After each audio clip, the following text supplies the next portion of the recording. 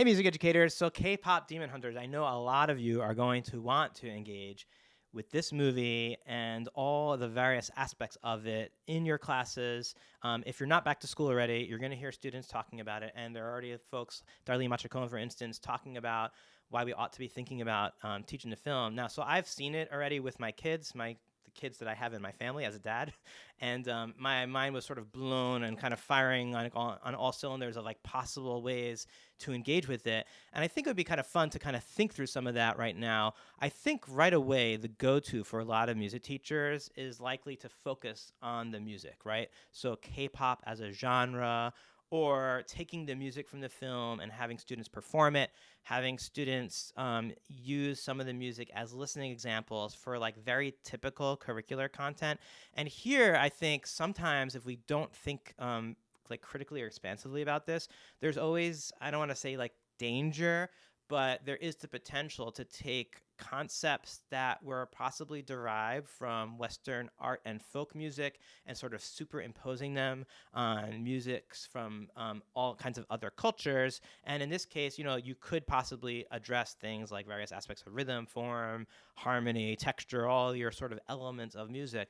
But I think sometimes we miss out when we don't think about the sort of concepts that are sort of unique to or very present in, but not necessarily taken from Western art music and folk music. But, you know, for instance, examples of concepts specific to Korean culture in the music, to K-pop, or even more broadly produced music and related phenomena. So, for instance, when I was listening to Golden, I was immediately like hearing the risers and the tension and release in just those first few seconds of it. And then there's like those breathy interjections, which like you could talk about like the specific rhythms of those breathy interjections, or you could speak about like the sound, the timbre of those risers. But I think it's also interesting just to think about like how do people build tension and release in the music, and like what are those breathy interjections doing? And you don't need to use the term breathy interjections. That was just my way of like when I mapped this out in like 15 minutes of like thinking through the movie. But like my point here is that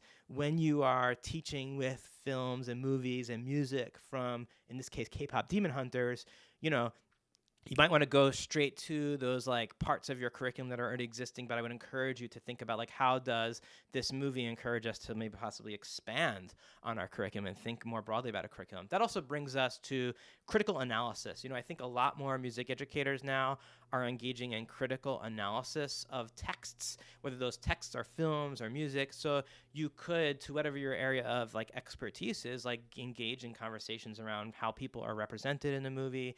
What are some of the forms of like gender identity assumptions and representations in the film, things of that sort. You're going to need to do your homework to do this, but there is the potential to sort of engage in that work. Now, I thought like those are sort of like the go-to basic, like immediate ways of thinking about it. But what got really excited were other kinds of aspects of the movie, particularly in addressing like sociocultural aspects of the film. So no, here I am explicitly not an expert in Korean language and culture. I do not have a context or experience or expertise to understand the symbolism in the movie. Like this is the kind of a thing where I think many of you might also be in the same boat, where if you were to do this, if you were to plan for this in your program, you need to do some homework. You need to do some research. And this is not the type of thing where you can rely explicitly or exclusively on like your GPTs, whichever ones that you're using, because they can take you down a rabbit hole where there's all kinds of hallucinations and informations that if you don't have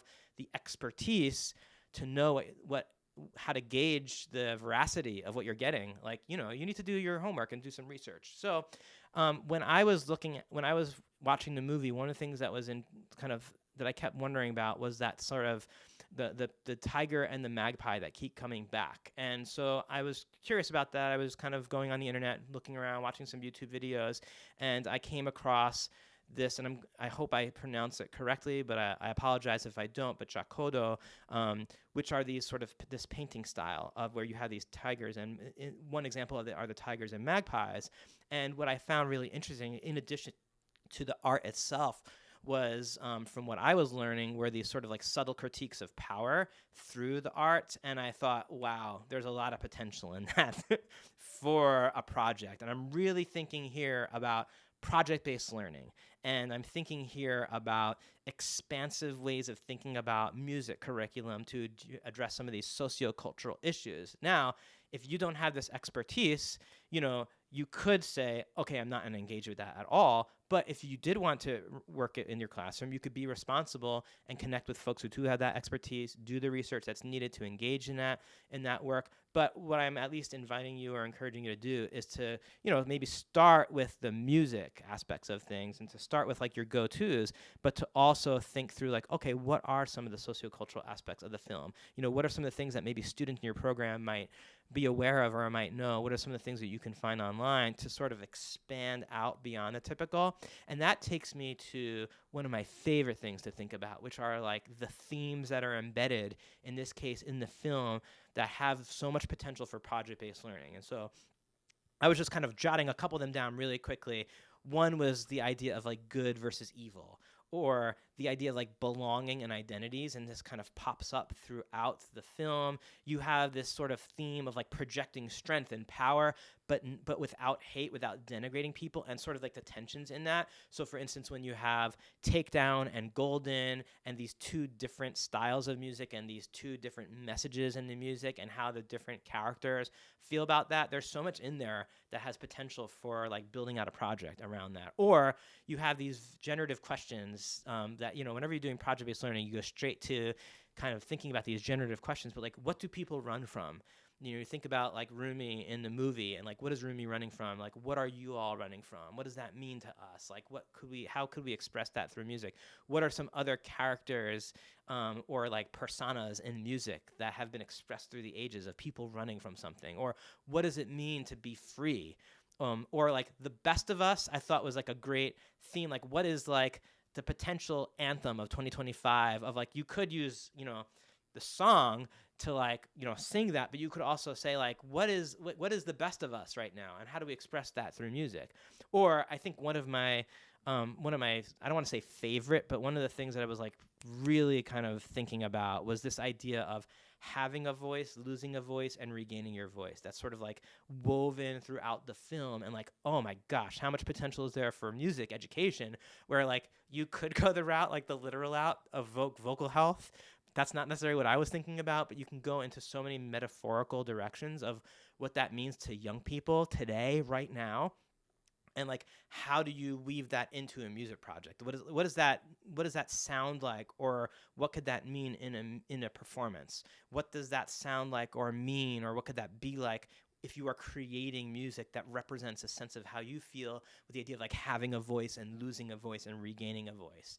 And so, these are just a couple of things. I kind of made this map in just like a 15-minute quick, like, oh, okay, let's think about project-based learning and relationships, because I have project-based learning on my mind, but also thinking about, so many times we just go straight to the songs, and it's like yes, and there's so much more that we could be doing. So I would encourage you, go check out the movie if you haven't seen it. Like, pay attention to if students in your programs are talking about it, what they're talking about, ask some questions, and be curious about what you could build out in addition to any of the sort of like go-tos that you might do whenever like a film or video game becomes popular.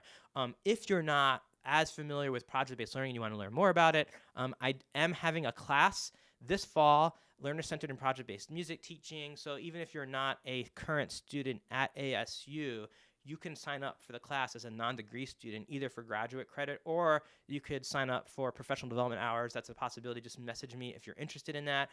I don't know if we'll be using K-pop Demon Hunters in that class. I know that we're definitely going to be working with AI and doing some work on AI. But like, if I know that if I were in I taught middle school general music and instrumental music. So if I were in my school right now, I would be kind of thinking about this and trying it out. And I also would ask students, like, what are you interested in? Just because you're all hyped up about K-pop Demon Hunters doesn't mean that all the students in your program are going to be. So, ask around, see what students are interested in, but like, get some fires. Get some fires scintillating.